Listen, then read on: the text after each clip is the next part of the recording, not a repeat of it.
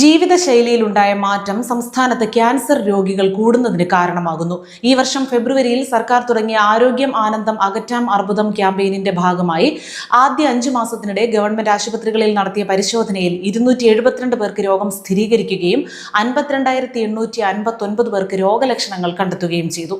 ദക്ഷിണേന്ത്യയിൽ ക്യാൻസർ പിടിപെടാൻ ഏറ്റവും അധികം സാധ്യതയുള്ള സംസ്ഥാനം കേരളമാണെന്ന് ഇന്ത്യൻ കൗൺസിൽ ഓഫ് മെഡിക്കൽ റിസർച്ചിന്റെ പഠന റിപ്പോർട്ടിലും പറയുന്നു.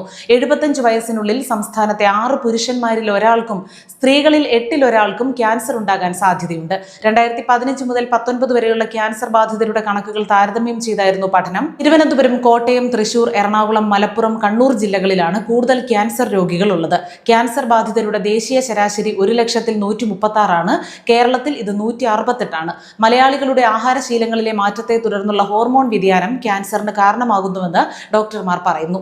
സ്ത്രീകളിലെ സ്ഥാനാർബുദത്തിനുള്ള പ്രധാന കാരണം ഇതാണ്. മദ്യം, പുകയില ഉൾപ്പെടെയുള്ള ലഹരി ഉപയോഗവും ക്യാൻസറിലേക്ക് എത്തുന്നു. ഓറൽ, ശ്വാസകോശ, പ്രോസ്റ്റേറ്റ് ക്യാൻസറുകളാണ് കൂടുതലായും പുരുഷന്മാരെ കീഴടക്കുന്നത്. എന്നാൽ സ്ത്രീകളിൽ സ്തന, സെർവിക്കൽ, അണ്ഡാശയ ക്യാൻസറുകളാണ് വർദ്ധിച്ചു വരുന്നത്.